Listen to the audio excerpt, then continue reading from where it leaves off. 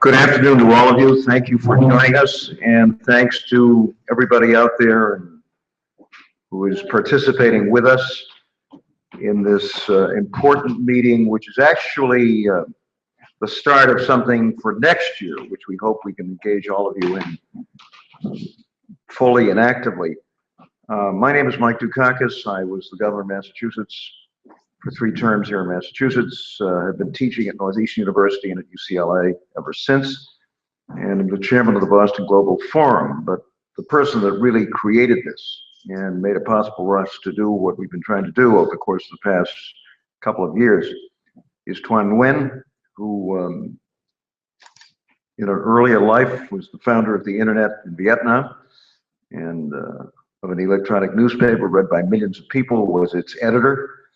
Now splits his time between Boston and Vietnam, and it was Tuan's inspiration to create the Boston Global Forum, to tap into the rich intellectual resources of so many of our people here in the Boston area, but to invite all of you all over the globe to participate with us through the medium of international online conferences.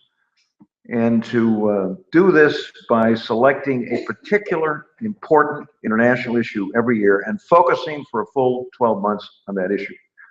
We began with the subject of international occupational safety and health standards during the terrible tragedies that were taking place in Bangladesh and other places. And our topic this year, in which we are fully engaged, is creating a framework for peace and security in the Pacific.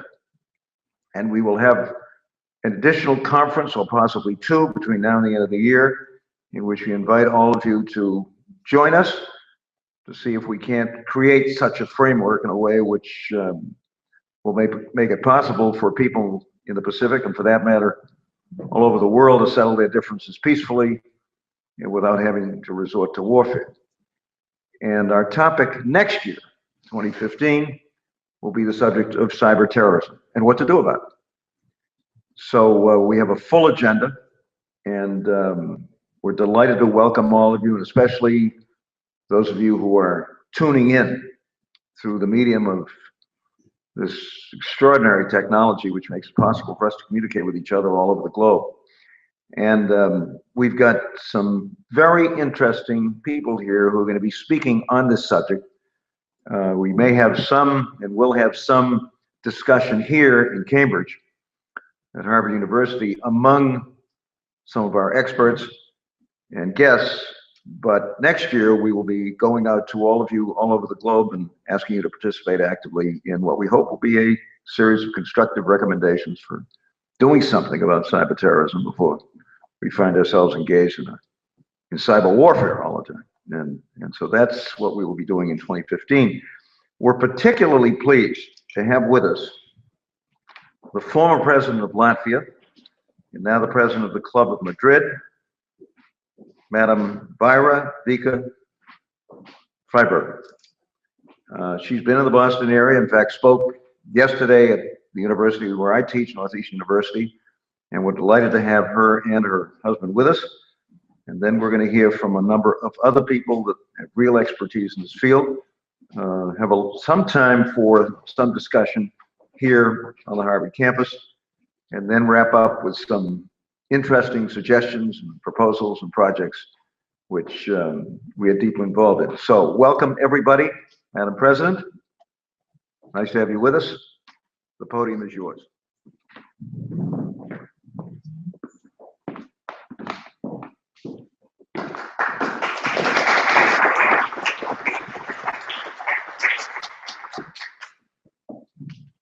Thank you, Governor, for the introduction. Ladies and gentlemen, it's a pleasure and an honor to join this distinguished group of specialists. And I must say at the outset that I am by no means an expert of any sort in all things cybernetic. My husband rather is, and he sort of looks after that side of it in our family, in our daily affairs. And I think that in in most families today, what we frequently find is that acquaintance with the modern electronic means of communication is highest among some members of the family, but particularly the youngest ones. We have a grandson that just turned 4 a few days ago, and I have a feeling that he was practically weaned on an iPad, and truly his favorite toy is this new medium of communication. The topic that will be of concern next year, but that is already starting to concern you here in the Boston Global Forum, of cyber terrorism and cyber crime takes various forms. You open your daily newspaper, and this morning, for instance, you would see a headline saying that 75 million people's accounts had been compromised by a cyber attack on the files, on the records of that large institution. And it's clear that if your bank account and access to it comes in the wrong hands, this is very bad news for any individual involved. But when you multiply that by not just the original million that the company admitted, but by 75 million, you realize the enormity of the harm that could be done. But we have also had cyber attacks already on countries that have been traced back to other countries, which obviously are not, don't have the friendliest of intentions, to put it mildly. Therefore, security, in the broadest sense of the word, for any system of government data keeping, of records, but also for very ordinary things of ordinary life, which have become part of our society, and on which we rely to operate properly. Any one of them, be it your airplane reservation or the way your airplane is being piloted, that are potential targets of terrorist attacks. But I'd like to mention that there's another aspect of availability of information in the cyberspace, if you like, and that is the recruitment of potential terrorists by spreading ideologies that by devious means first attract the attention of young people, then slowly suck them into activities, groups that are, it's almost like the brainwashing that one gets in sects. They get a feeling of being received in a friendly manner, of being found important, of being supported. I have been told by priests, for instance, in Paris suburbs, that in their attempts to get youngsters to come to church, they are competing with mullahs who offer 10 euros to every youngster who comes to Friday prayers. And for youngsters from disadvantaged neighborhoods, this is a very simple and ordinary temptation, which can then eventually lead to recruitment, to belonging in groups that not only have very fanatical convictions and ideologies, but that consider violence and random violence, which is what terrorism is, as a tool of preference for advancing their ideological needs. Then, of course, there's a purely technical side. If you wish to do harm on a random and massive scale, the technical expertise required to do that varies. It can range from the extremely simple to the complicated, and it's a bit alarming to see on the internet, for instance, that there are recipes freely available for fabricating Molotov cocktails. There are recipes available for synthesizing drugs in your basement or in your kitchen. Drugs which, moreover, because of their chemical structure, have a few atoms that are not the same as those that are on lists of illegal substances, and therefore, for a while, can actually freely be put on the market, and frequently, because of the way they're being manufactured or because of their actual physiological effects, are extremely dangerous to, say, teenagers of high school age, to whom these are freely distributed at a very low price, with a promise either of ecstasy or of a unique experience. And this is, in many ways, the downside, or the flip side, if you like, of having available to us in cyberspace through various means, through various dictionaries, by now, maybe not the complete knowledge of everything that humanity has ever acquired, but pretty close to it. And if in the ancient days the Library of Alexandria and its scrolls and its tablets was a repository for all that humankind had achieved up to that point, we must remember the sad lessons of history, where the Library of Alexandria was attacked and vandalized, and the Serapeum equally destroyed utterly by either one persuasion of fanatics or another. I say this because I have the privilege of being a part of the International Advisory Board of the Library of Alexandria, and Alexandria as a city is extremely proud of having, with international collaboration and support, reconstructed that historical monument to humanity's thirst for knowledge, and made it a beautiful center of international intellectual collaboration and activity. But the repository, this, if you like, the digital repository of the world's knowledge today, is in many ways as vulnerable as any one particular location where it might be deposited. The Library of Congress is, after all, unique. You may digitalize, and that's something that will help. You have a backup. But the original documents are irreplaceable. We just completed in Latvia our national library, a new building by world-famous Latvian architect who has been an American citizen for the last decades, Mr. Birkerts.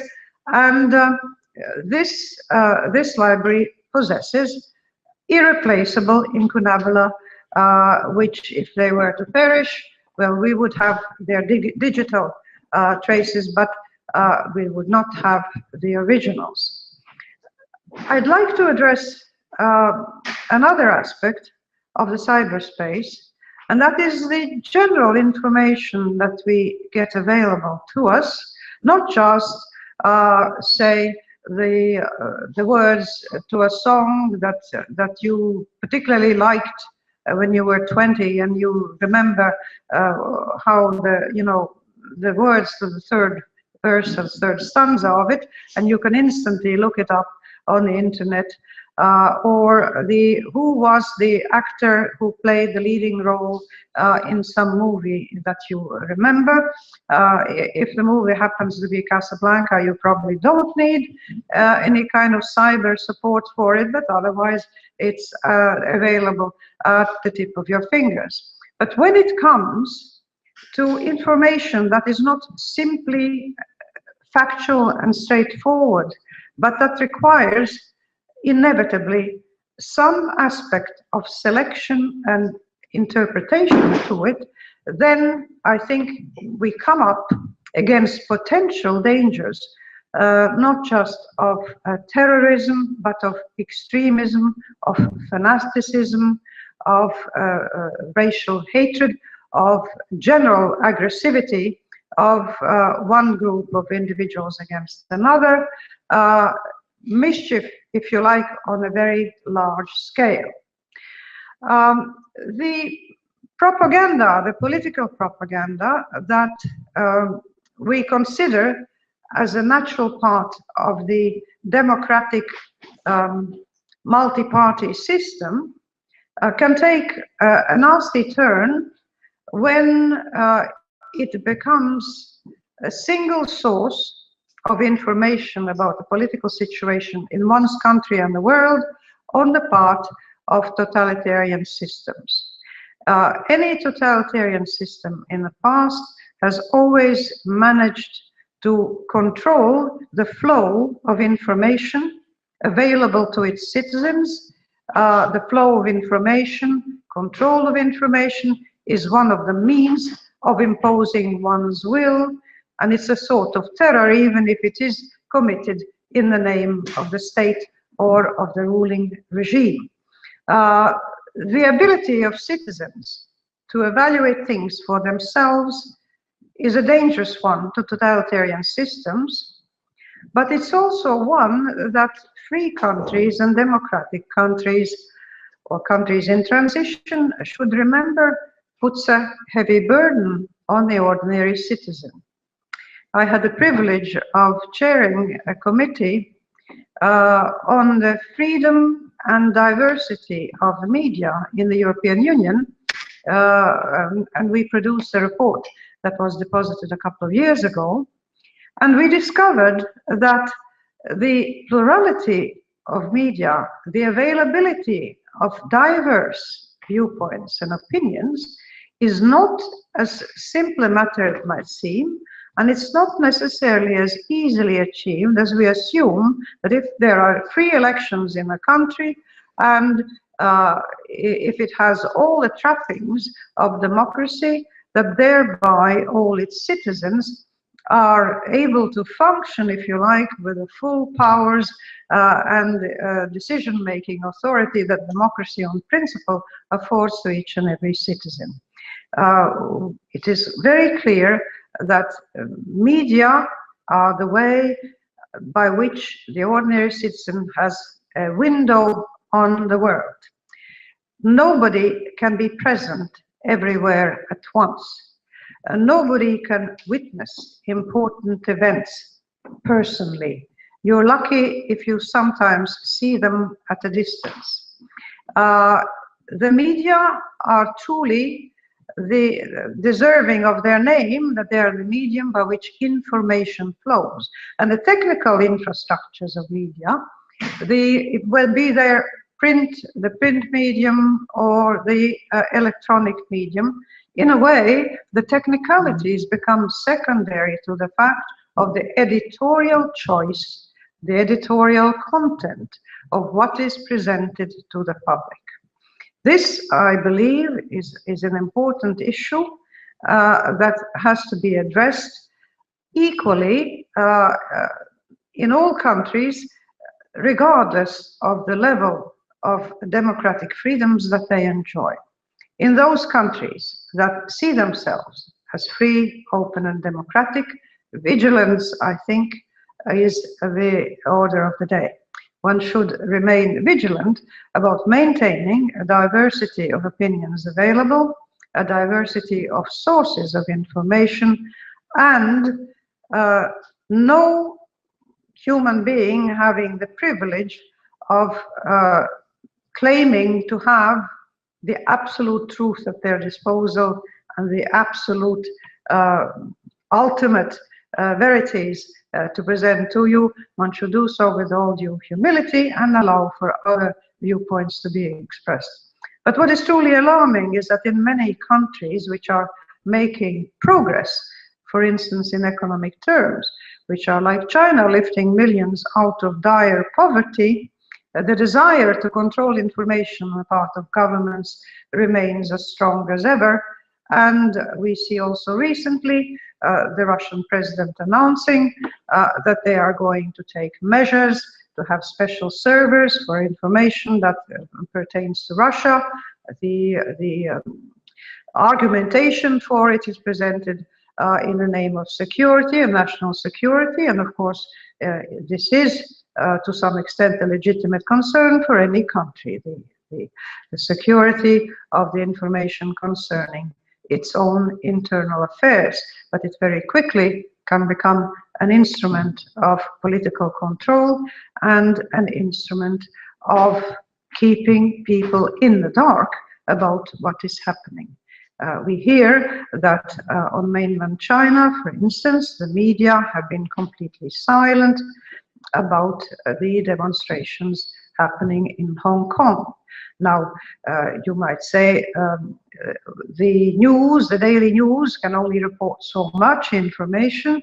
If you open any channel in America, you may object to the narrowness of the range of topics that it presents to your attention. And I suppose that the Chinese might make equal claims and say, well, some people gathering on the street is not newsworthy enough to deserve a place on our national news. But you can clearly see what the political implications are of this sort of choices, so that, you see, we have here a situation where the technical infrastructure of media, which in some ways is subsidiary, it is secondary to the content, to the editorial approach, to the choice and the viewpoint that you're going to present. But then we come full circle, because if somebody comes up with a new device, if somebody invents a way of circumventing, say, the firewalls that some country has built around its internet, or the controls that it has imposed on its media, I think that there would be a wonderful opportunity, not just for somebody to make a fortune, but for the people concerned as its customers to have new opportunities for exercising their God-given right to actually pick and choose what it is they think about certain events in the world, and where they really, we would consider it as part of democratic rights that people should have the right of access to information that is as broad, as diversified, and as objective as possible. But I have had journalists, professional journalists from well-respected international television companies admit to me that even if you go, for instance, on Tahrir Square, as when there used to be these demonstrations in Cairo, your camera can only point in one direction. And that means that even in such a large event where 1 million people might be present, the scene that you choose to focus on, the face that you do put on your camera, is going to be one that you choose as operator of that camera, or later as editor of the news presentation. We have before us, ladies and gentlemen, unheard of and unlimited potentials for new access to information of the most unimaginable kind. This is a bonanza. It is, sometimes it seems overwhelming, but it's a wonderful privilege to have lived that long and to have experienced this immense explosion of information available to us. But at the same time, the challenges that it poses, the misuses, the potential misuses, clearly must be kept in mind. And so I think I have to conclude again with the same idea, that even as we are excited about the possibilities, we must remain extremely vigilant and careful about the dangers that such media can pose to human rights, to human freedoms, and to civil liberties in the largest sense of the word. Thank you very much for your attention.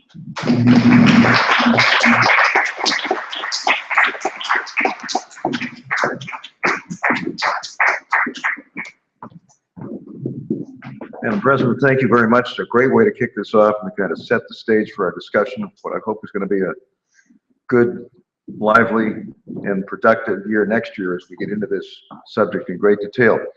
We now have 4 speakers who will give brief statements expressing their own views on this. They come from a variety of disciplines. They've got all interesting backgrounds in this field.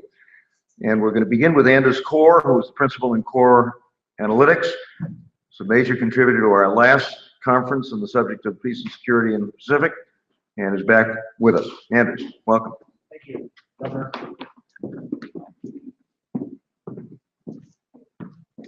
Thank you, Madam President.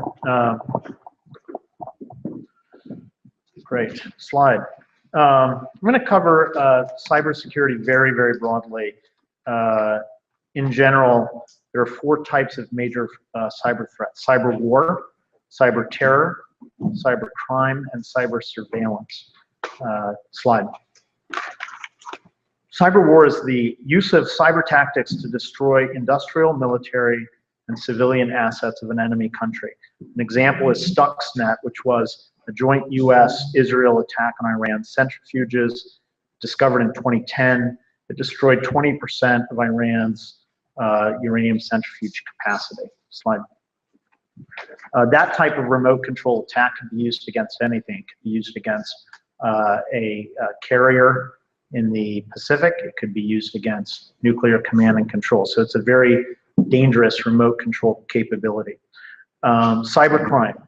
These are non-state actors, legal use of information technology for personal gain. What you see here is a photo of Ukrainian and Russian hackers who were in July 2013. They were caught as the announced biggest cybercrime ever by money lost. It was 300 million in losses. Only 3 of the 5 hackers were actually caught.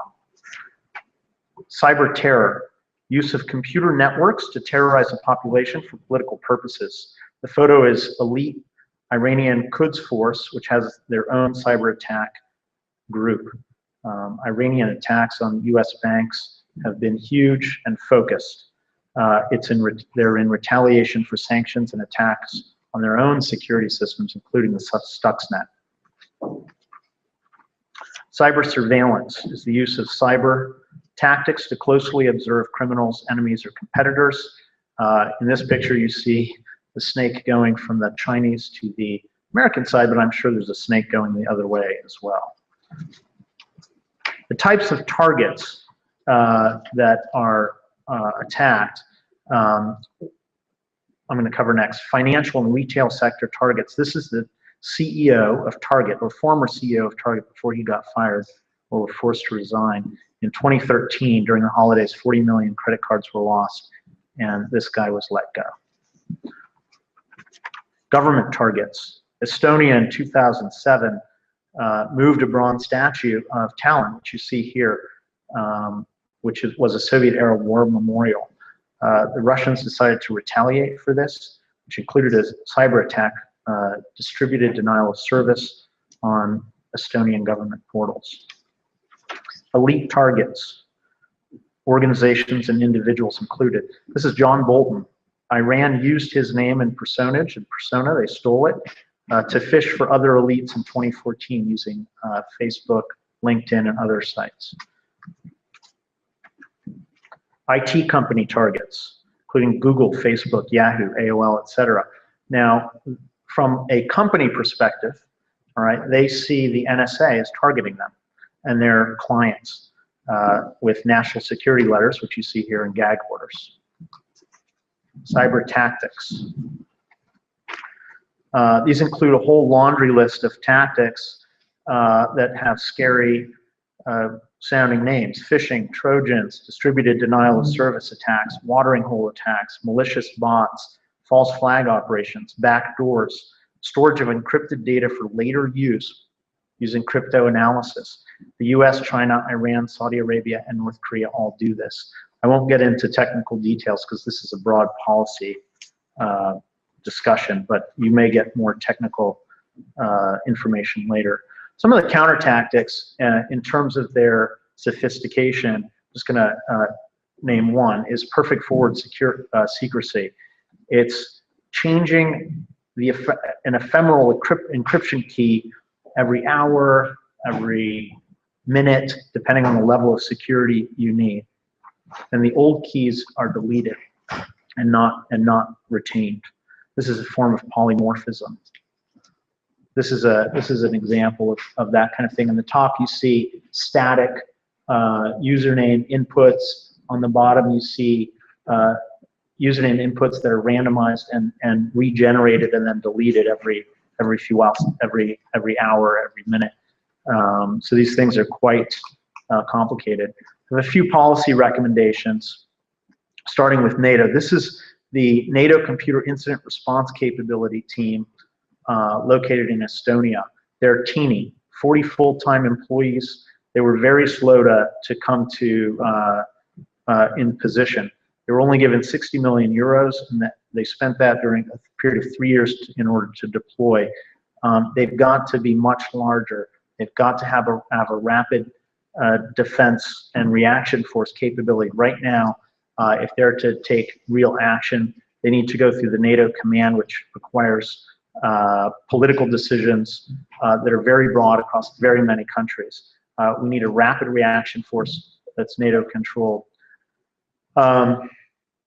The current global cybersecurity budget is possibly 80 billion to 100 billion. These are rough figures, contested figures, but we've got to have much more than that. We've got to double our cybersecurity budgets at least. There are a few cheap wins that we can do, requiring two-factor authentication, requiring encryption on the cloud. We need to determine too big to fail information systems and require insurance, reinsurance, and final government backing for those systems. We need to develop stress testing of interconnected systems. We need to focus not only on defensive cybersecurity, but we need to focus on offensive cybersecurity. These are two sides of the same coin. You don't know what you need to defend against unless you yourself are on the cutting edge of offensive capabilities. These cybersecurity research and development in the United States needs to be centralized, I would argue, in the Department of Defense, because they need both that offensive capability as well as that defensive capability.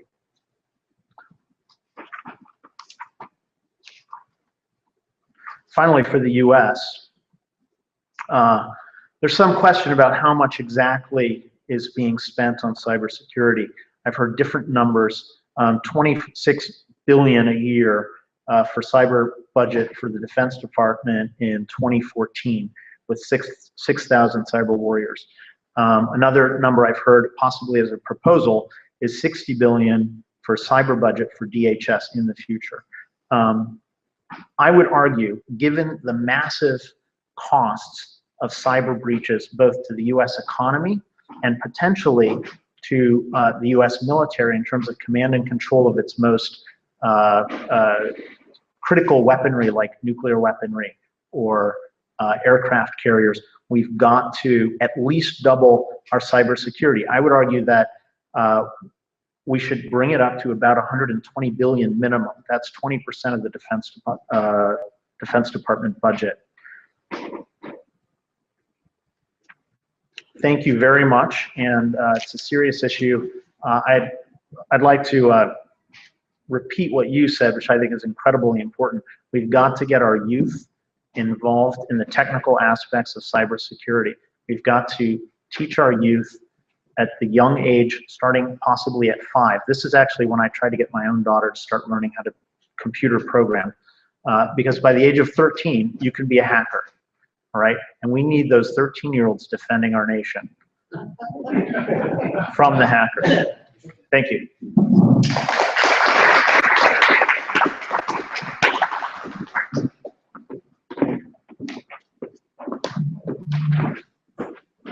Thanks, Anders, very much.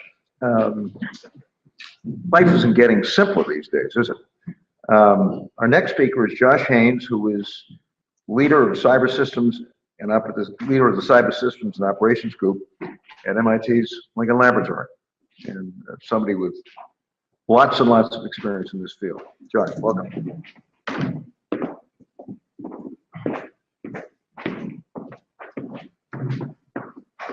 Thank you. Madam President, you laid out quite a challenge for us. I believe a lot of what I've done at MIT Lincoln Laboratory has been over the past 15 years to try to understand where we can make headway in the cybersecurity game. And that involves trying to focus and be able to pick out parts of the problem that we can focus on more effectively. Oh, like this? Is this better? All right. So, so I'd like to try to help us think a little bit about how to understand and describe the cyber challenges so that we can make headway against them. So, of course, the challenge was also laid out to try to avoid the arms race. We've heard a number of excellent comments on the range of cyber threats, the actions that can be taken, and the types of effects that can be had. And so what I'd like to try to do from a technological perspective, one of the things we do try to focus on is how to best make sense of what it means to succeed from the attacker's perspective and the defender's perspective. And this helps us model and understand, and I think it's a very useful tool that we can utilize. So I'd like to be able to try to think about, if you will, a set of events that we would carry out as defenders and a set of events that the attackers would carry out against us. So let's consider that sort of set of steps. So we try to think about perhaps the attackers understanding what their objective is, describing their objectives against our target, our system, whatever we present as a target, whether it's an aircraft or a aircraft carrier or an information system that has the ability to control a message to the population. They have to understand that target. They have to be able to get into that target from a control perspective. We, of course, deploy these computers. We use them, our iPhones, our servers that carry our email and so forth. Somebody has deployed that. The attackers need to get in. There's a sphere of control that we try to present around them. The attackers must breach that. So let's think about what it is that they need to do to get in and try to make that difficult. And then finally, what is the objective? What are the objectives that those attackers are trying to have when they are going after a particular computer system? We've heard a number of the objectives laid out already. I think a couple of good characterizations of that. But I believe that what we can really do is think both hand in hand about what the attackers' objectives are and what our objectives are. What we're trying to do is we build and defend and maintain these systems. So let's think more critically think more critically then about what the defenders are trying to do. What are we trying to do to defend these types of systems? We're of course trying to make it hard to get into these systems. We're trying to make it hard for attackers to maintain a presence in these systems. And then we're trying to make it difficult for them to have an effect. We're also trying to make it easy for us to to do the good things that we'd like to with our information systems and with our aircraft and so forth. And so from a technological perspective, we can map to each of these 6 areas, getting in, keeping them from getting in, staying in, and identifying the attackers when they are in, trying to have an effect and trying to prevent that effect. We can map into each of these areas technological things that we do, hooks, tools. There's a very wide array. But we use models like this, simple models, to help us understand and quantify what it means to succeed and what it means to cause failure on the other side of the fence. And so I would encourage that as a model to the community to use when they're trying to consider how to write that policy or how to guide the national thought on this. Really, we need to be able to come back and describe things that we can measure and quantify. So one of the things that we like to do, and maybe it's just a very small piece of the solution and could be broadened much more easily. One of the things we'd like to try to do is consider the job that we have to carry out, the computer system that we have to carry that job out on, and try to describe the relationship between the thing that we're doing and the computer system that's carrying it out. Terms are often utilized in the community, mapping the mission. The mission maybe is a Department of Defense term, but that's the job. How did the computer system support that? This is a valuable construct for us because it allows us to describe what it means to succeed. We can't necessarily prove that the attackers could never get in, the hackers could always be thwarted. But we can try to prove, we have a hope of trying to prove that we can always do what it is we need to do with that computer system. That doesn't handle all of the cases, all of the situations that we were challenged with earlier. It handles some of them. We'd like to be able to fly airplanes without anyone disrupting the ability of that aircraft to navigate and stay in the air. So we can map out and model the reliance of flying an airplane on the set of computer systems that help us do that. And I'd like to contemplate a number of ways, because there's some real, I think, technological messages in here that can also help inform the thought process. So we can do a very, very manual mapping. Humans can sit down, engineers can sit down, understand the plans, describe where the computer systems are flying the airplane, where those same computer systems are interacting with business networks, describe those places where attackers could get their bad stuff in there, where hackers could get their things into that system. And then we can also, because that's a fairly static view, that's a system engineering view, that's how you thought the system was going to be built in the beginning. It's not necessarily how it's used and operated, how it's evolved over time. And so then we need real-time techniques that will be able to monitor and assess and analyze the behavioral properties of those systems to maintain that mapping between a set of tasks, a set of functions, and the computing capabilities that are carrying them out. And so that dynamic mapping is also very important. That's one of the things that we spend a lot of time trying to research and understand. But it's just a tip of the iceberg. So then I think we need to consider, so if that's one part of the message, so one part of the message is what it is that we have to try to build or attempt to create as a better set of cyber infrastructure. There's a number of things that we will build into that infrastructure to enable its resilience. There are things that we might consider good hygiene. If we were only doing the things that we knew how to do already, like intelligent use of cryptography, intelligent use of two-factor authentication, as the prior speaker mentioned, these are hygiene things that would really raise the bar for the bad guys, the hackers, and really lower the bar for us, both as individuals and as an entity, a corporation or company or Department of Defense. So there's a set of things that really need to be built in from the get-go that we already know how to do, and it takes a little more will and a little more focus and maybe a little more time and money. That's one piece. Then I think we need to consider the model by which we evolve that system, that capability. These hackers will always, of course, find new ways to gain access to systems. That's sort of the name of the game in security. And so we need a construct. There must be both sort of political and engineering and acquisition constructs to rapidly evolve those systems so as to keep up with cyber threats. And this brings me to the point where I think we need to consider both lessons learned on the commercial sector, from the commercial sector, and also from the government enterprise sector. I believe in the commercial world, there are ways to define and construct the problem, put in place that SLA, that service level agreement, so that it's crystal clear where the innovation must take place, how to evolve that capability to provide the service at a known level. I think in the system of systems space that we create when we cram all these things together inside of another company or Department of Defense, I think that's where we need to be able to innovate and have models that rapidly respond to new technology and new constructs, both technologically and from a human's perspective, from a how do you get that team at NATO to operate in a new domain or a new against a new threat much more rapidly. So I think there's a lot of room to consider that business model by which we evolve our cyber capabilities. And then finally, I guess I would like to wrap up with a point that it's very easy to throw our hands in the air and say, oh, it's impossible. We can't possibly gain a headway against the cyber challenge. And I think there are a number of things that do indeed work in our favor. There are a number of things that we can put in place that allow individuals and corporations to have a surety.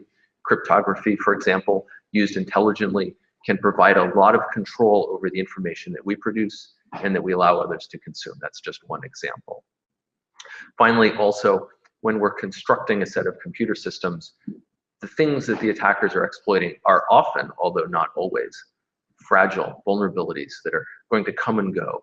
There are a number of things that we can do to make that domain a lot more resilient and sure, and sort of, you know, the set of computers that we put in place will remain at a certain level or certain standard of security for a longer period of time. So I think that's where I leave. Wait just a second. Sure. Quick question for you. Deeply involved in the creation of global forum. Go ahead. So Anders, the previous speaker, suggested that you have to invest in cyber offense in order to be able do a good job of cyber defense. I hear your comments differently. I hear there's a lot that can be done defensively without us being invested heavily in offensive capability.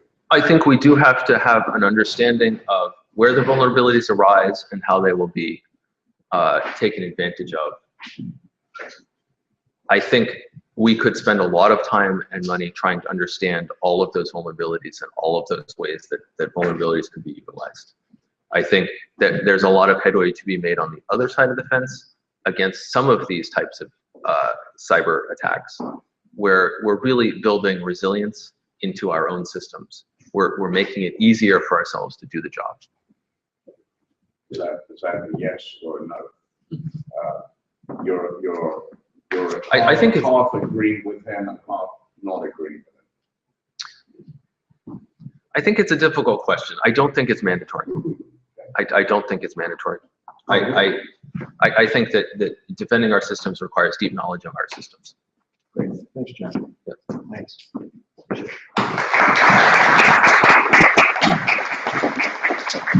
We're going to have some time to have a little discussion among all of us here, so that's just kind of a beginning, and I hope there'll be lots of questions and a good deal of discussion when we finish our prepared talks.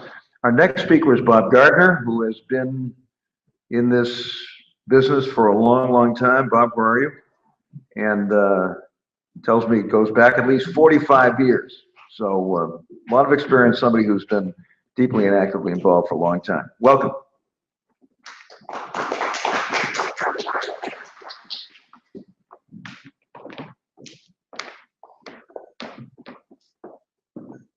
So after 45 years, I may not have a lot of insight, but I have a lot of mileage. Let me pick up the question that the gentleman asked and add to the confusion. We actually do both. NSA has a broad, sweeping set of programs they call CNO, Computer Network Operations, and it consists of two components: Computer Network Defense, Computer Network Attack. And you can actually Google this and see what they do. And indeed, the analysts and the contractors, not just for NSA, but others that are in DNI and some of the other system organizations, do exactly that. And in fact, there's almost no defensive idea that you bring to the hardcore parts of the intelligence community where they say, okay, now let's figure out how to turn it around. So they do live hand in hand. Well, whether they should or they shouldn't is maybe debatable, but they do, and they have for a long time. I do want to acknowledge how serious this is, but I also don't want to insert too much fear and doomsday attitude around it, because there is, as Josh said, there is plenty we can do. But the first thing that we need to do, and maybe you can think about this, Governor, for next year, is the person that's missing from the crowd is a behavioral scientist, because, and as Josh mentioned, 80 to 85% of all the cyber problems that happen can be handled with good cyber hygiene that everybody knows how to do. We just don't. Target never should have happened. We don't have all the information yet on JP Morgan, so we don't know exactly what happened. But most of the things that have been in the papers for the last 5 or 6 years, the big ones, Home Depot, never should have happened. They were preventable. So we need to do something about getting boards not only engaged in the game, but to act responsibly and do the cyber hygiene that will take most of this off the table. Now, the rest is what's known as the advanced persistent threat. Those are the things that come from nation states, terrorists, and actors that are very well funded, very highly motivated, and very well educated. And I'm afraid we educate many of them ourselves. Those are the really hard ones to deal with. And there are some tools that, believe it or not, even with the gridlock that goes on in Washington, we sort of snuck in a few legislative tools in the early 2000s right after 9/11 that do help us. HSPD 7 was a presidential directive that President Bush signed that determined what are critical infrastructure industries and assets, and what is it that you need to do to protect them. Very shortly after that, there was something that most people never heard of called the U.S. Safety Act, which defines and designates qualified anti-terrorist technologies, for which you can not only get the designation of it if you have something special that is a tool, but the companies that sell them and the users that use them enjoy special legal protections if there is a terrorist act that has some devastating impact. So we are doing some things, there are some tools, but we still have this 20% of the APT, the Advanced Persistent Threat. And I think there are things that can be done, but before we do something about it, this is editorial, this is my opinion, it's got a 40-year perspective, but it's an opinion. Most of the cyber stuff that's gone on for 40 years, the resources that were allocated, the funds that were allocated on the basis of fear and anecdote, not specific analysis of what is the exposure and how do you fix it, right? Lord Kelvin told us to measure is to know, and we have yet to develop a good process to really measure the impact of cyber incidents in terms that are very meaningful. We have always, and I started out as a cyber geek, I even own a pocket protector, so I'm not being harsh to anybody here, but cyber people have always looked at this problem through the lens of the wiring closet, not through the lens of the boardroom or the State House or the citizens. And we have to learn how to do that. But in order to do that, we also have to appreciate what cyberspace is so that we can learn how to measure what is the exposure and what are the consequences. And cyberspace isn't what most people think it is. It's not about computers and bits and bytes anymore. In fact, it's about this silly little thing has 17 radios and sensors in it.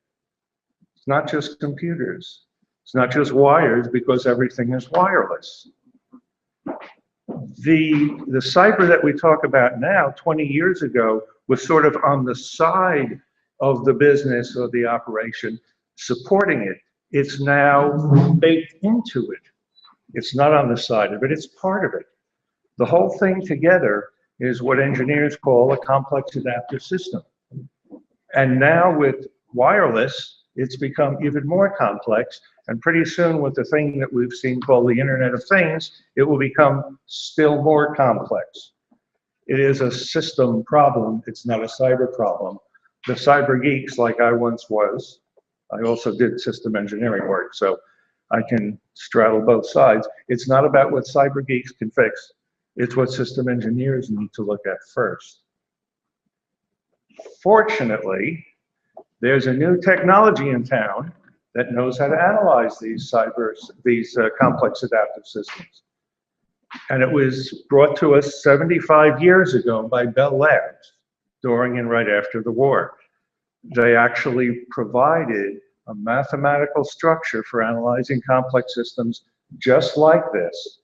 And they provided other things called failure modes and effects analysis, where they could take a weapon system that had 500,000 parts in it and predict the mean time to failure down to the minute.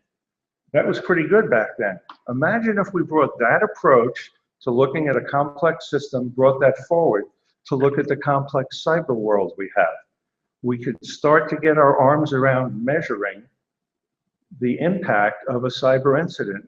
And when we measure it, we know more about how to deal with it. And how should we measure it? Let's go to HSPD 7.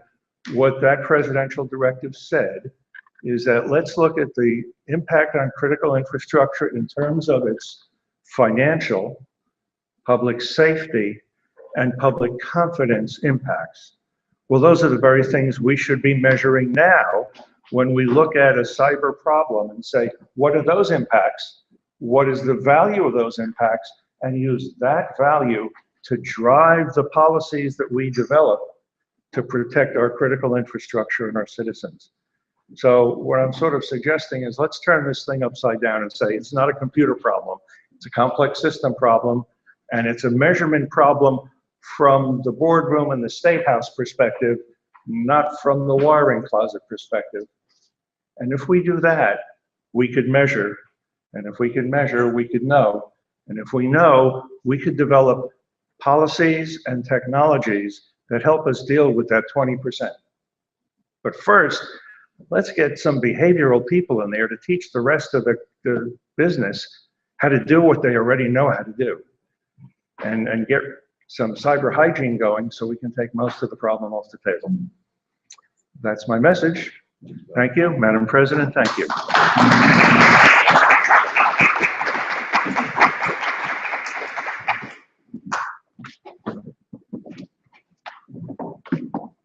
Bob, thanks very much.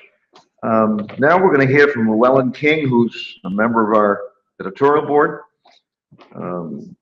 Long experience with the media, the executive producer of White House Chronicle, a weekly news and public affairs program airing on the public broadcasting system. Llewellyn, join us.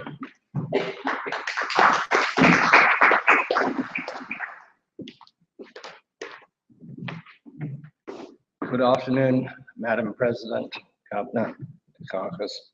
It's a great honor to be here, and I'm not sure that I'm the correct person because I have a basic philosophy, and I've watched a lot of these things over a long time, which is there are no simple solutions to complex problems until a problem gets so complex that there can only be a simple solution. And I think back in big technological developments, and where there were particular problems that seemed to have no solutions, or solutions that were so complex that they couldn't be implemented. They'll be too expensive, they'll take too many people, and something very simple comes along. I would suggest the Plimsoll line did a lot to stop the overloading of boats, ships. They still get overloaded, but not the way they used to. The early days of steam engines, they were lethal. They were ever blowing up. Along came the safety valve. Now, it pays to have somebody to make sure the safety valve is allowed to operate, or the Davis safety lamp. Often there is a simple thing that changes the equation radically and permanently. The other thing that I'm a great believer in is engineering, and in its largest sense. I spent a lot of time covering the nuclear industry, writing about it, talking about it, and at some conference I was at, there was a huge discussion going on about what would happen with a double pipe rupture. Loss of fluid, loss of cooling, loss of radioactive water, and all kinds of equations about the stress on the pipe and what would be its point of failure, whether there would be stress cracks before it actually failed. And there was one fellow there, an older engineer from the General Electric company, and I said, well, what do you think about it? He said, well, I'm an engineer. I don't think about it. If you don't want a pipe to break, I'll build you a pipe that can't break. Everything else will break and my pipe will still be there. What is the problem? We will engineer that possibility out. And that was a very simple solution to what seemed like a very complex problem. And as one of the things that happens in technology is that we start building this great big thing. Take the White House. It's an old mansion in Washington at 1600 Pennsylvania Avenue. It's very hard to get into it. I used to have a hard pass. I've been going there for a very long time. There also used to be a private pilot who used to fly out of Washington National Airport, but they never flew that way because F-16s would come and dissuade you. And having dissuaded you, you would meet a lot of people you never wanted to meet, go to a lot of meetings you never wanted to be in, and probably some accommodations that you weren't anxious to enjoy. So there we have it. Under the ground there, they put tank traps all around it. You can't drive in front of it as you used to be able to around down Pennsylvania Avenue, or behind it along the ellipse. There are tank traps. You can't get a tank in. You can't get an airplane in. You can't get through the gate. But just a week ago, somebody jumped over the fence, ran past the men with guns and dogs right into the old mansion himself. That just proves vulnerability and how systems get tired, and a tired system has a kind of sclerosis, and the Secret Service was suffering from some sort of satisfaction it couldn't happen here. And when it happened, they were sort of aghast. They didn't react, or they reacted in a very strange way. So these are the things you're dealing with. Therefore, I think you should look at what aspect of a nation, and we're talking about a national thing in cybersecurity, what aspect of a nation is truly vulnerable, and if attacked with great hostility, essentially a declaration of war or a massive declaration of terrorist intent, would do the most damage. I would submit to you it's probably the electric supply system, because we live entirely by electricity, whether it is the lights in this room or anything else. And the electric system, which is partially old, with computers glommed on the top, it's really a 19th century concept, engineering-wise, with some advances, and then managed by computers nowadays, much the way that railroads really are 19th century, but managed by computers nowadays, but with the weaknesses of their genesis. The electric utility industry, after 9/11, a lot of conferences, I went to many of them, about what do you do when you're under physical attack. And the answer from all the utility companies was pretty straightforward. We cannot afford to have every pole guarded. We cannot afford to have every installation guarded. Therefore, we will have rapid response. If there's an incident, and they were thinking about a bomb or an aircraft, they would immediately respond, and people would come in from everywhere, crews would arrive, things would be returned to normal, stability would return. Well, that doesn't work in a cyber attack. It also doesn't work with all you've thought about when something absolutely new comes along.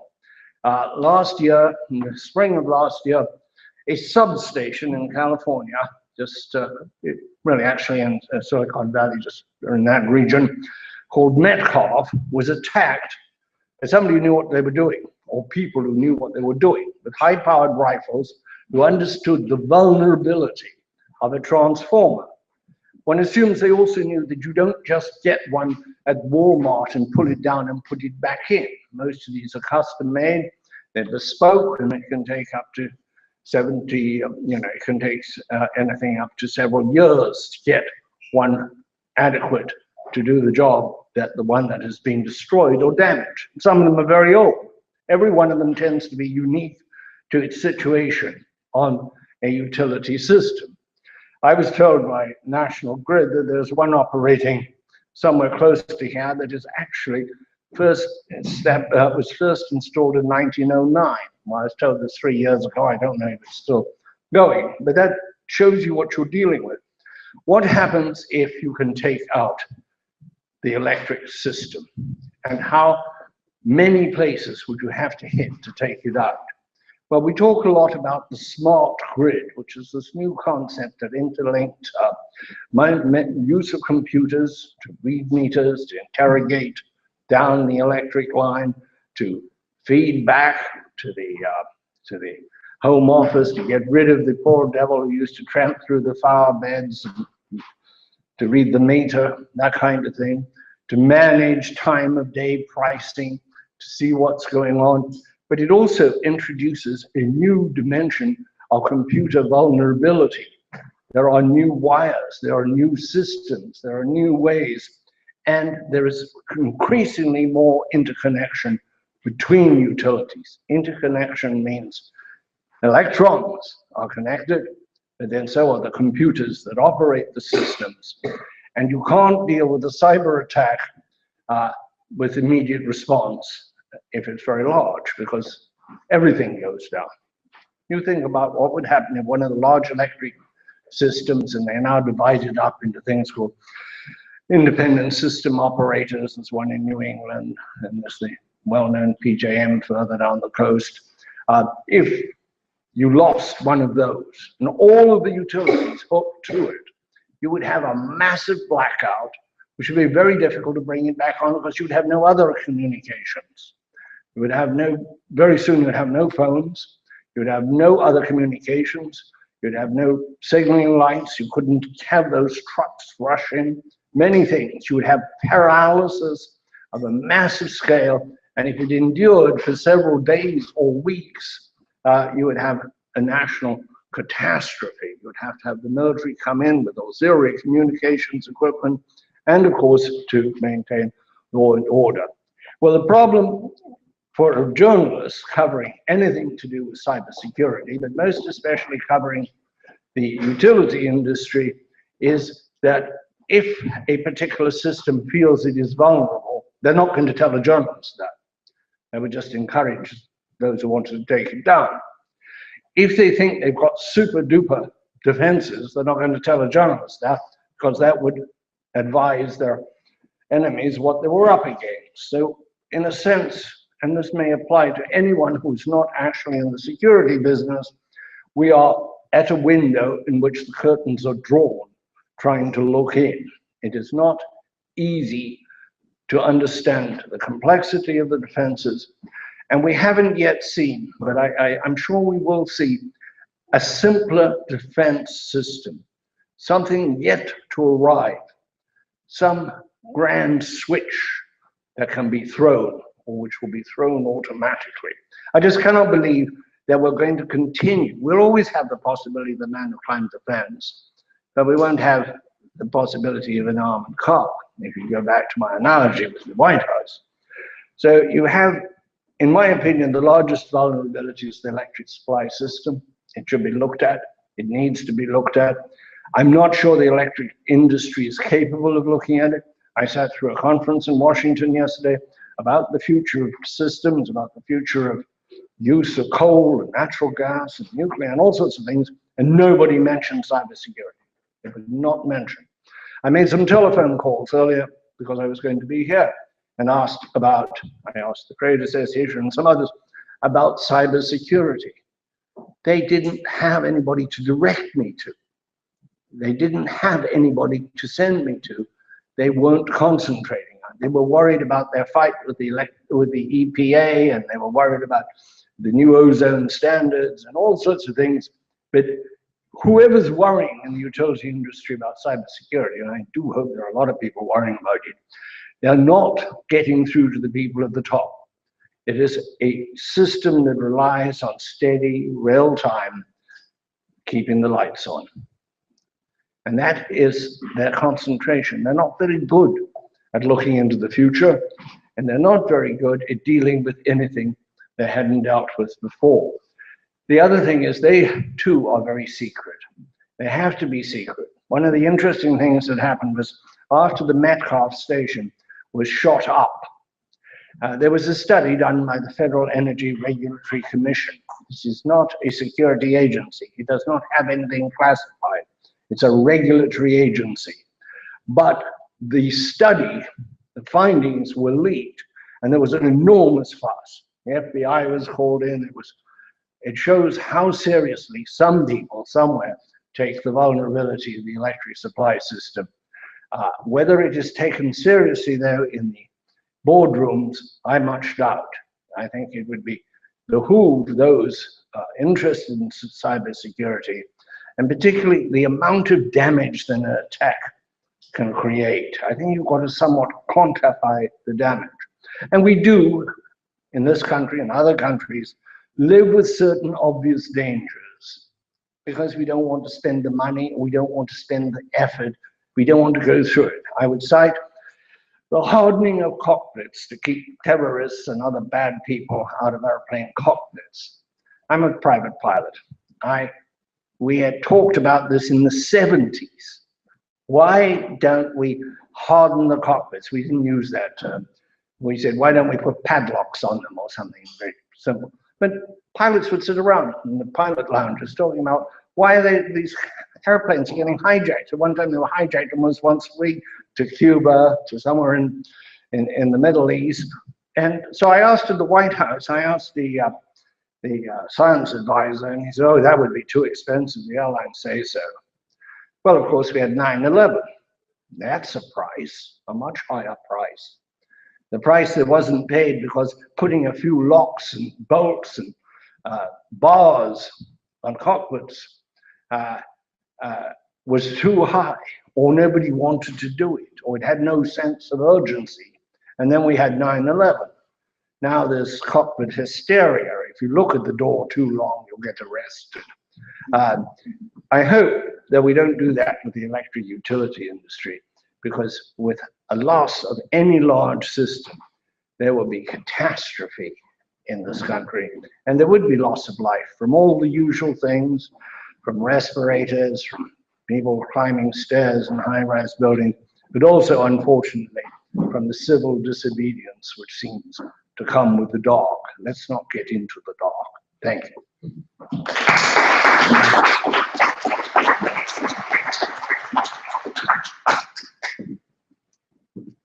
Thanks. Thanks so much, Llewellyn. Tom Patterson is one of the original co-founders of this organization. He is one of the nation's experts on press and politics. He's responsible for the Shorenstein Center here at the Kennedy School. Tom, welcome.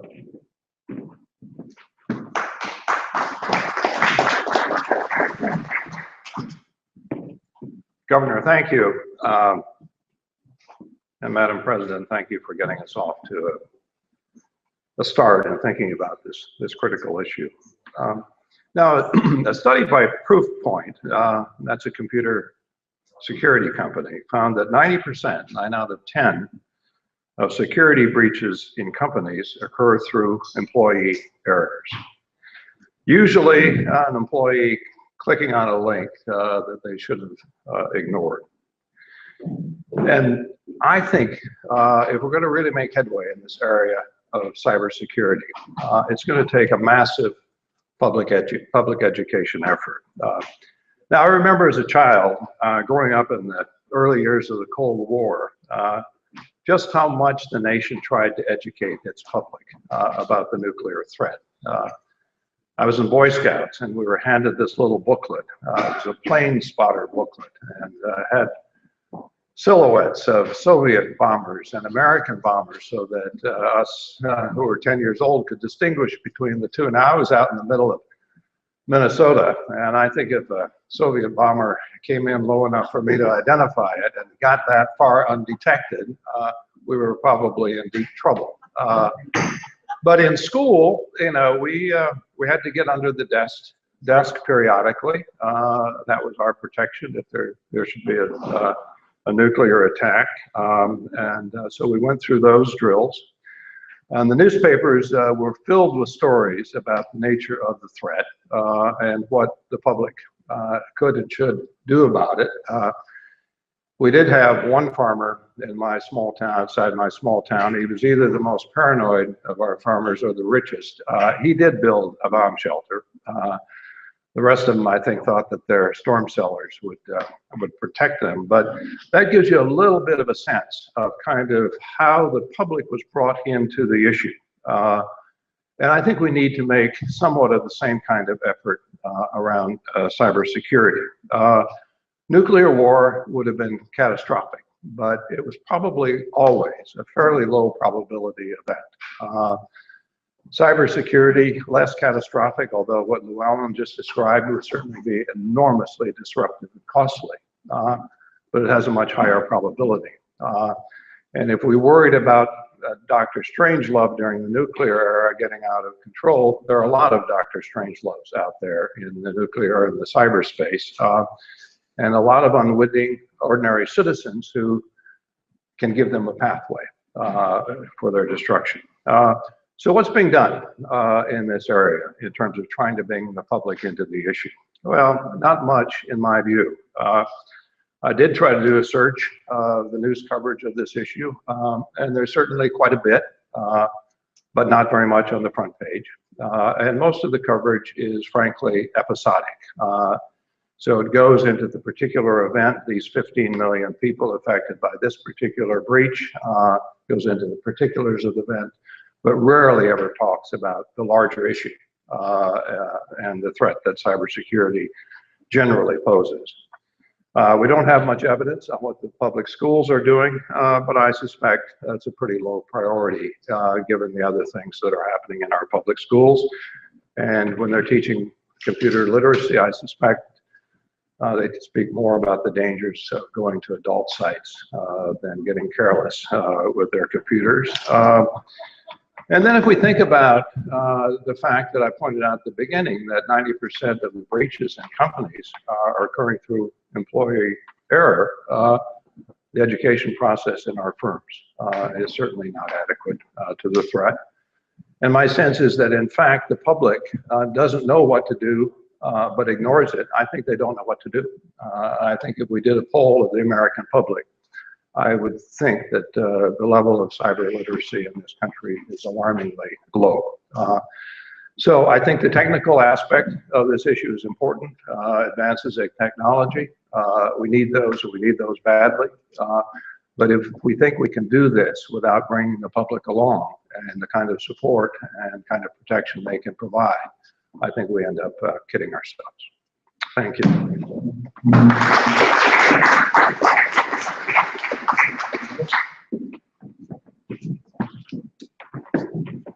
Tom will be back a little later to make an interesting announcement and to further expand the work that we're doing. Ryan Ellis, come on up and join us, a postdoctoral fellow at the Belfer Center for Science and International Affairs at Harvard's Kennedy School.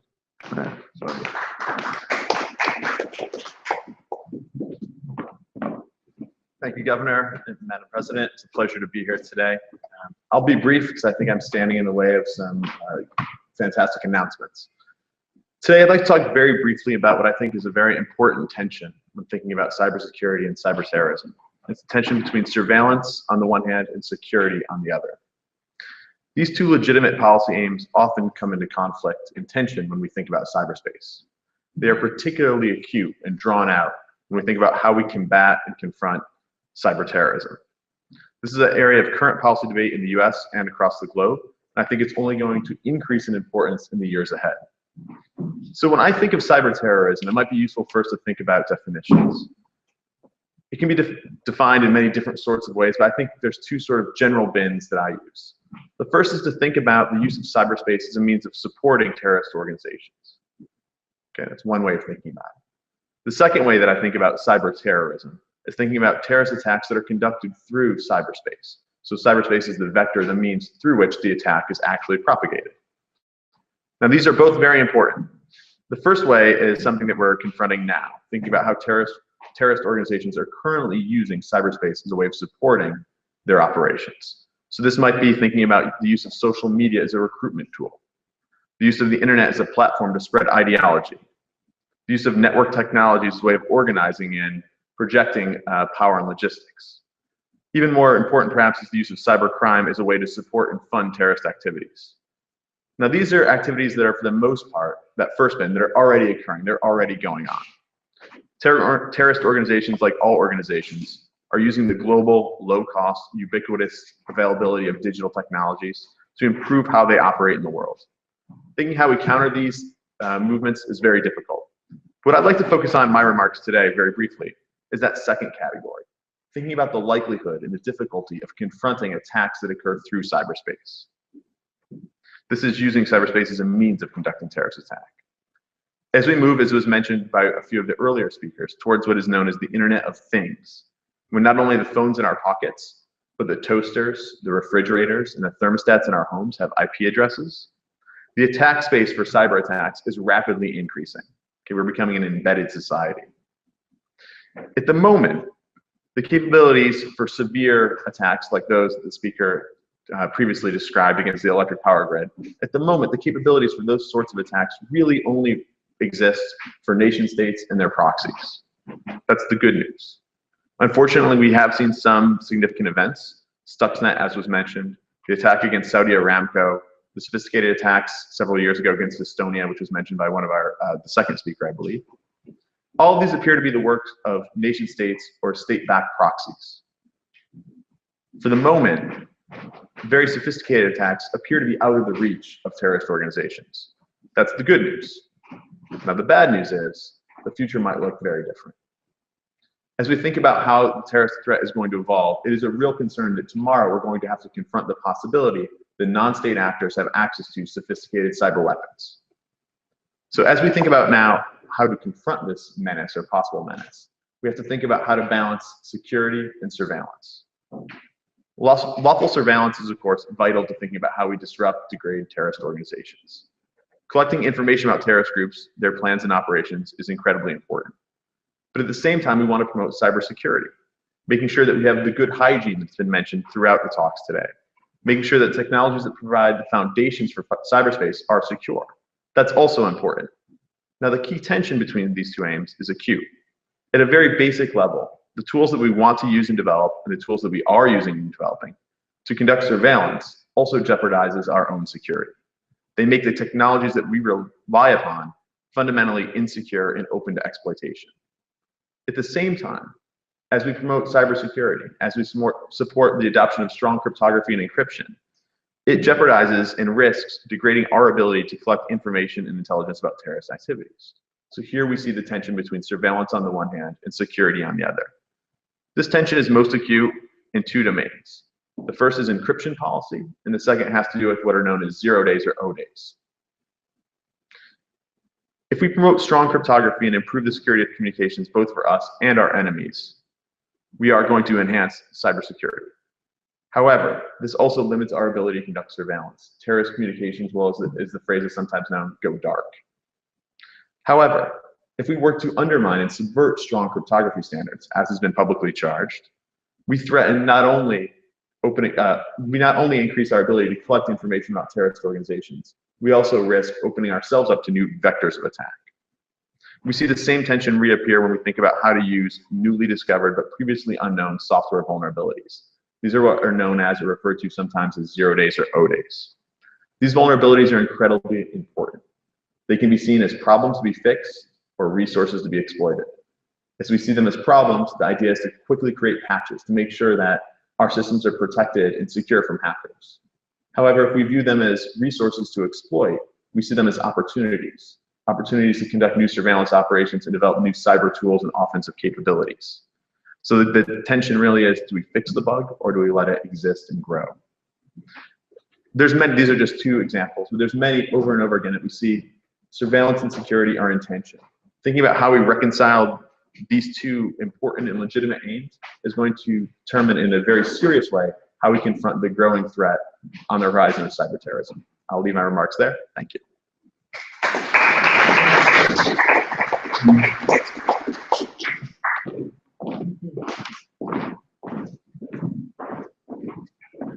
Thanks, Ryan, very much. We have about 10 minutes, folks, to have a bit of a discussion here, and maybe to ask those of you who have been listening to help us as we kind of frame the kinds of questions and issues that we're going to be dealing with in 2015. We've had, I found this very interesting and enlightening, lots of food for thought here. So any thoughts generally about what we've heard so far, and areas where you think we should be focusing particularly as we begin to develop an agenda for next year? Both participants and those who've been listening. Barry. I thought the issue of greater insights into the human behavior angle of it was interesting, in that the reference to hygiene makes you think about how many lives are lost in hospitals each year because people don't wash their hands. Something as simple as wash your hands if you're a doctor has been very difficult to get people to wash their hands. How do you get them to do a 128-bit encryption thing that changes their password from Facebook every 2 weeks? Where's the effort in human behavior that helps people understand what incentives you need to create? Bob Gardner, you, I think, were the person that raised this. We're obviously not talking about underarm deodorant here, right? Tell us a little bit, educate us on what we're talking about when we talk about hygiene and what we should be doing. But I think fortunately for industry, there is something that we can do. We're not doing starts in the boardroom.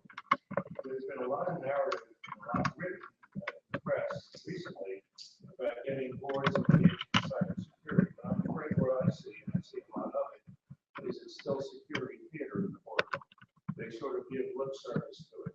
They invite a CIO in to talk to the board for 15 minutes once a year and check it off, and they say, we did our part. It must be policy from the boardroom down.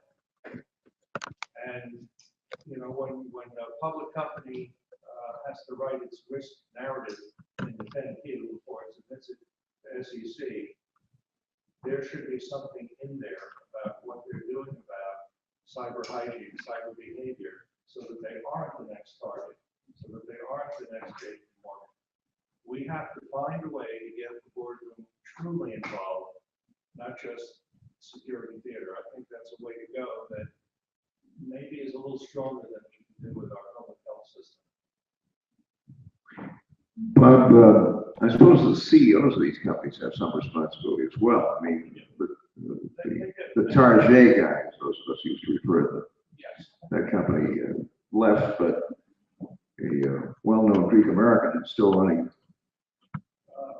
JP Morgan. So, what responsibility do they have? I mean, you would think that they have a complete responsibility. Look, we may not take advantage of this yet, but after Iran and Sarbanes obviously, not knowing is not a defense, right? And so when boards and CEOs know that a cyber incident makes them change the contents of their next 10Q, make them change their presentation to their shareholders, and make them responsible for that, then I think we'll start to see them respond a little bit more. And I think that's a place to start to tackle the problem. okay, any other thoughts? Elliot. My fear is not so much the small issues, but if one major cyber attack against the electrical system occurs, what the public will do, even if it's only for 3 or 4 days, because we're not used to that sort of thing. And it's the lasting effect of a situation like that, which would do things to the marketplace, do things to the stock market, and things to fear. So I think a perpetrator can do an awful lot of damage with one effective attack, even if it's only for 3 days, 2 days. Okay, other thoughts, other comments? I just spent the week at the CYBOS meeting, which is put on by SWIFT, folks that pioneered interbank financial transactions. And a couple of things that came out in cybersecurity, big data on cyber theft and cyberterrorism came up frequently. And in one case, as Barry pointed out, one of the panelists likened cyber warfare not as warfare, but as a disease, and felt we have to fight it as a disease. But another point that came up was we have this proliferation of apps developers, and the apps themselves bring vulnerabilities into all of our devices. And certainly none of the apps developers are thinking in terms of coordinating with security people. So that might be another new area as we go forward and pile on the apps on our smartphones. Each one of those can be an entry point that can bring down loads, I suppose. Okay, any other thoughts? Go ahead. Can I comment on that a little bit? I think there's an excellent example in there if we consider the different models by which apps are brought to our phones. Some models provide a strong centralized point from which we can enforce and describe what hygiene means and ensure that it's been carried out, at the very least providing the hygiene part of that. And other models to get apps onto the phones don't necessarily have a strong centralized point. And I think that's something that we can consider as a trade-off. Maybe there's some functionality benefits on one side, but on the other side, at the very least, that there's a strong hygiene enforcement point there that it makes it easier to trust the app when it's home. Thanks, Josh. Yeah. I have three quick ideas that I'm curious about. One is the question of whether cyber war is offense dominant. In other words, does the attacker have the advantage in cyber war? What kind of advantage is that? Are we vulnerable potentially over the next 20, 30 years as cyber warfare offensive capabilities develop to a massive attack that could be followed by a nuclear attack, for example? I mean, what are the costs? What are the possibilities? Really have to think out of the box on that. The second point is, are we able to attack the hackers? Okay? Are we able to identify the hackers from afar, find their machines, erase their hard drives? What are the attempts to do this? What's the methodology there? The final point is, what does the time continuum look like plotted against the cost of events? My sense is that over time, over the last 20, 30 years, right, that the cost of events and the frequency of events is going up exponentially. How do we balance that increasing cost of events over time with the amount of resources that we put towards mitigating the risk from those events? Okay, all good suggestions. Kate, I have a. this young woman is an undergraduate of mine at Northeastern University. It's nice. I'm interested in exploring the new use of IP technology, which is low energy Bluetooth technology, which was introduced with the iPhone 6 for payment methods. And I think kind of a different approach rather than looking from the CEO to the people. If you're going to pay with your phone, maybe that's become a standard that you have to trust your phone and trust the technology that Apple or Samsung, whoever that technological company might be. And I think that my question has to do with, does the government have a say in that in terms of the standards that have to be set for cyber technology and threats down to people who are using it for everyday purchases? Because you have access now directly into your account as an individual. And I think the government can have a huge input in that if allowed by these companies. Thanks, Kate. Any other thoughts, Madam President? The absence of behavioral scientists was mentioned. Well, I actually happen to be one, for all the good it's done. But there's a classic by Benjamin D. Wolfe, who was not a scientist, he was an insurance adjuster. It's called Language, Thought, and Reality. And it's a must read, I think, for anybody who's into risk assessment and the prevention of damage, because Benjamin D. Wolfe's job was to go and investigate the fires that his insurance company had to pay the damages for. And he tried to uncover what were the causes of these fires and how they could be prevented in the future so that his company wouldn't have to pay out so many damages. One thing he found is that the way people label a situation, the verbal labels that they attach to the situation can have grave consequences for the security of a facility, of the resources of a company. One classical example is of fire breaking out in a warehouse, and the owners being absolutely flabbergasted as to how it could happen, because all that there was in that warehouse were empty barrels. Empty.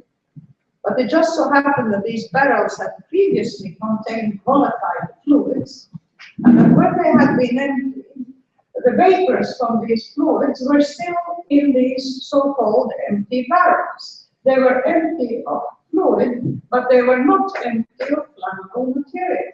And so when somebody threw rags used in painting into these empty barrels, a violent fire broke out. And I think this echoes what some of the things that we've heard is Mr. King's presentation and others, that there are, if you like, high consequence events that can be prevented by very low cost and very simple interventions of the human factors type, if only you can target them and define them and find out the hygiene, if you like, that is necessary. So that in the case of industrial safety and security, of course, by now I think every company has some kind of directive somewhere on the wall that says any container that has contained flammable liquids must be disposed in a certain way and not just left around and be considered empty. This is very cheap, doesn't require millions of investment, it doesn't require rocket science for the workers to learn it, it doesn't even require the Boy Scouts to have a look at the problem. All it needs is a thing on a wall, you see? So that there are a great many things that can be achieved at low cost with public education, but there are other dangers which are technologically extremely sophisticated and where the risk factor in terms of the damage done is extremely high. And then the question is, where do you draw the line as to how much you are going to invest in preventing them? Because the investment will depend on your precise and correct diagnosis of what the likelihood of this risk happening is. And that's, well, of course, it's a guessing game in many ways, but you can use mathematical models to help you guess. All good points. I'm going to add my own, then ask Tom to come back up here and make an announcement. When nuclear energy was developed with potentially catastrophic consequences for the world, it took a while. But by the early 1970s, we had an international agreement of sorts, which invited nations to agree, if they didn't have nuclear energy, not to pursue it, and sought wherever possible to get some nations who were pursuing it to abandon those efforts with some degree of success. It's obvious as we deal with Iran and North Korea and other places that we're still working at this. What puzzles me is that there seems to be, unless I'm missing something, no serious international effort to try to deal in a similar way with this threat. Now, maybe it's happening out there, but I haven't heard about it. And it strikes me that even as we deal with these risks and threats, and they're real, that there should be serious discussions in this international community of ours about how conceivably to come up with a set of rules, treaties, whatever, that can make it far less likely that we go off and engage in another arms race, if in point of fact, it can be limited or conceivably eliminated. And that kind of discussion, I hope, is something that we will begin to engage in as we get into 2015 and discuss these issues across the board. Tom Patterson, come on up and join us.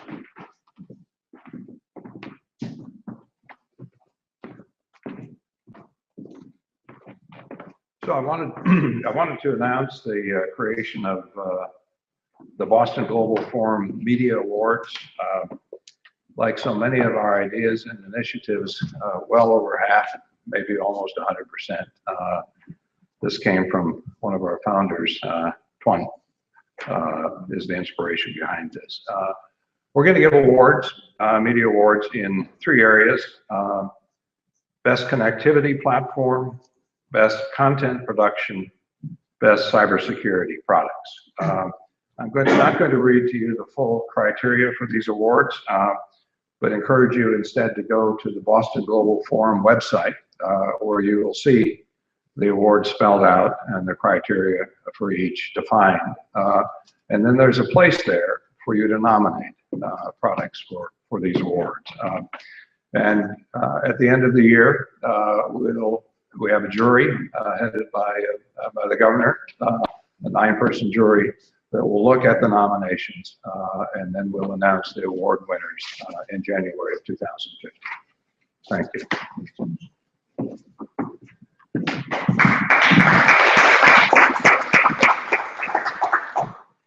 This too is the result of the creativity and imagination of Twan. But what we're going to try to do is create an online museum. I'm not sure there is one, but in any event, we're going to try to create it. It's going to focus on the 21st century, and it's going to honor preeminent people whose innovations, initiatives, inventions, and creations have made the world a more humane and a prosperous and a just place. And here again, we're going to invite nominations from anywhere and anyone, and we'll review them and create what Tuan describes as an online museum. So we're doing some interesting things here. Elliot Salloway, you've got an announcement.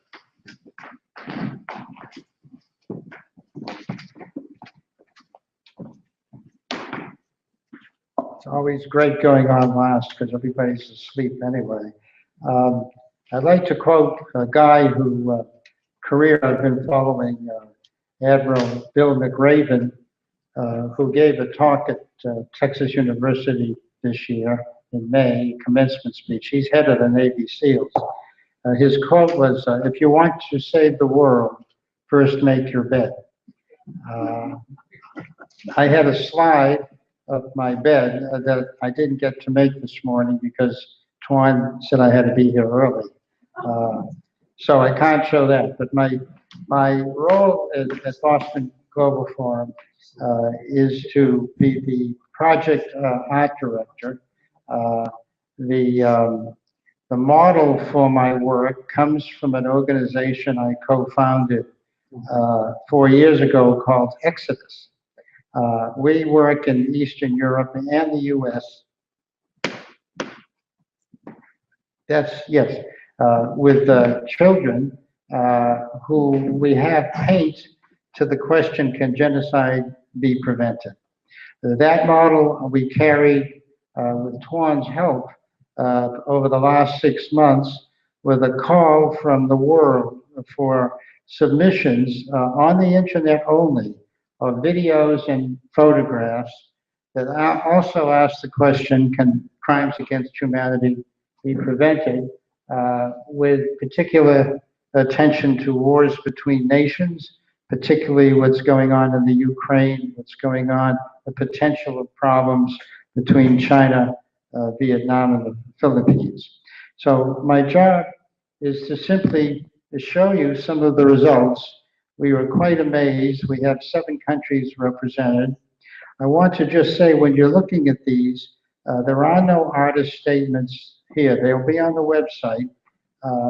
It was in many languages, so we couldn't get all the statements, but I urge you to look at these in the light of John Sosowski, who used to be in 1978, was the curator and head of photography at MoMA in New York. He wrote a book and mounted a show called Windows and Mirrors, Mirrors and Windows. And when his contention was, when you look at art, you can either look at it as a window into what the artist meant, or as a mirror into what you interpret it to be. I would urge you to look at these images as a mirror, because I don't, unless you go on the website, we don't have any artist statement. So we can begin, and remember that art can only ask, it can't answer a question.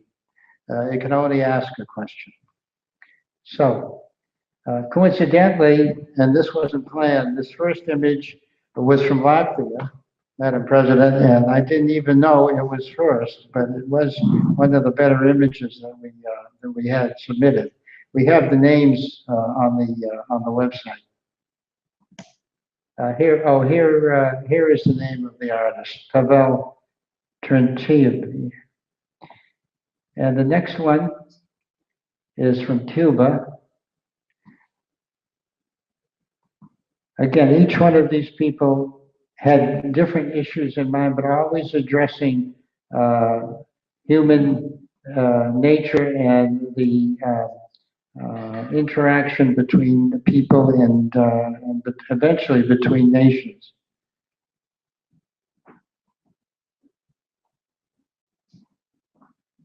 This is Vietnam.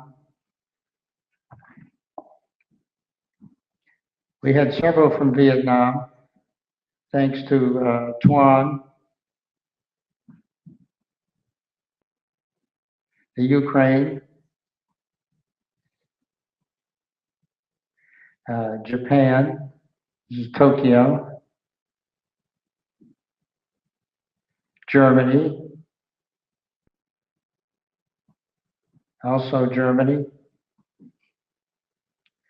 We had several videos. They didn't all translate to being projectable. This one was.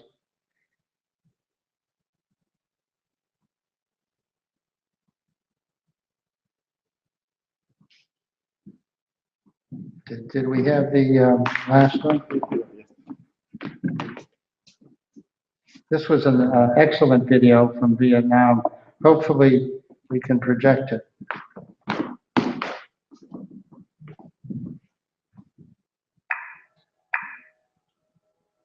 Năm trước, tháng 2 năm 1979, quân Trung Quốc đã tàn sát dã man những người dân này ngay trên chính quê hương của họ, Lào Cai, Việt Nam.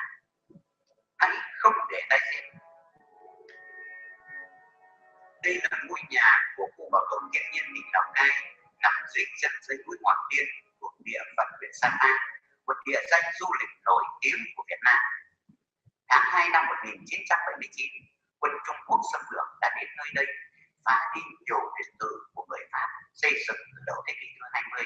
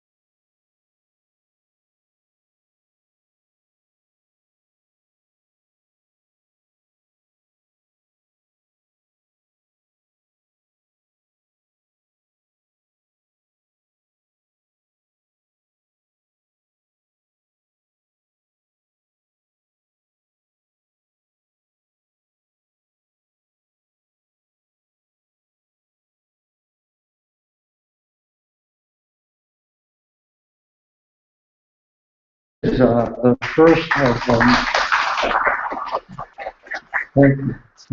many art projects using art as a way of increasing awareness of the problems of social justice throughout the world. Thank you.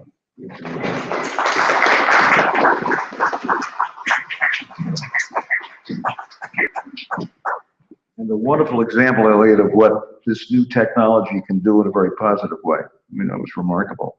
Madam President, a final word?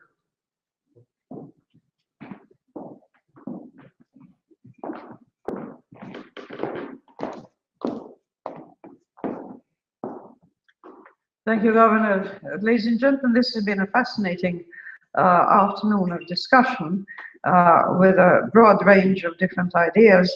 And I think next year's program has only the embarras du choix, as the French say. You have embarrassment of riches here from which to choose what topics to concentrate on. And I would say that the two extremes of the range are those of high technology and high risk, high impact events and how they can be prevented.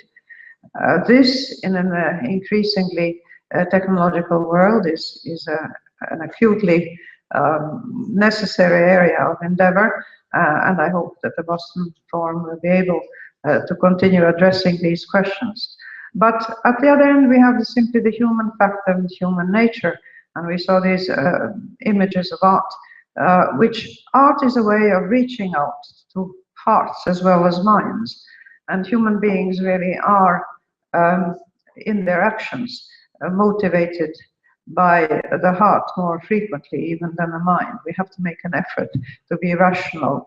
We do not have to make an effort to have emotions. And one of the emotions that is partly part of the human repertoire, but is also very much influenced by culture and by upbringing, is the ability to empathize with others. If you were to reduce the problems of the world on the basis of all conflicts, I would say that the one concept that would go a long way towards explaining them is the lack of empathy towards the other, and that gulf, that unbridgeable gulf between I and thou, between I myself as something that is worthwhile protecting, or we as a group and a collectivity, and you or your group that are the enemy, and that become excluded from a definition of the human race. I think if we could instill into young children, starting from an early age, a sense of empathy towards other human beings, and in fact towards all living beings for that matter, that would go a long way towards this dehumanizing of the other, which is necessary before aggression and atrocities can happen. And I think that this is a very important topic that would deserve, I think, the Boston Global Forum to actually address it at some point in more detail. We find everywhere in the civilized world examples of young people or children actually enjoying cruelty to a surprising degree. We had at one point on the internet in Latvia a scene of some youngsters that had put a pigeon in a fireplace and then set him afire and filmed that. And one could hear them laughing in the background. The idea of torturing cats, of pulling the wings off flies and sort of thing. We think of these as little pranks, boyish pranks of childhood, but actually they are the basis of sadistical behavior in which a living being is objectified and used as a tool of amusement.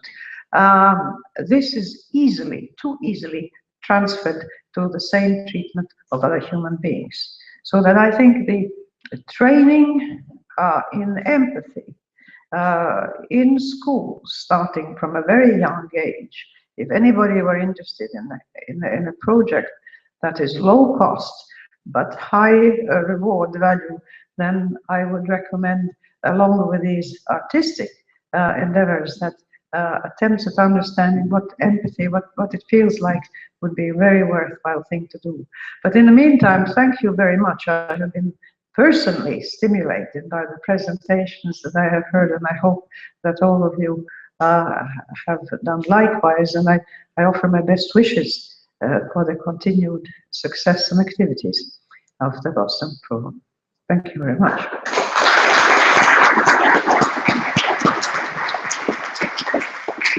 Thank you so much. Great way to end our afternoon. Tuan, a very special thank you to you and these wonderful young people who have made all of this possible. And now I hope you'll stay for a little reception, conversation, and more discussion. Thank you so much.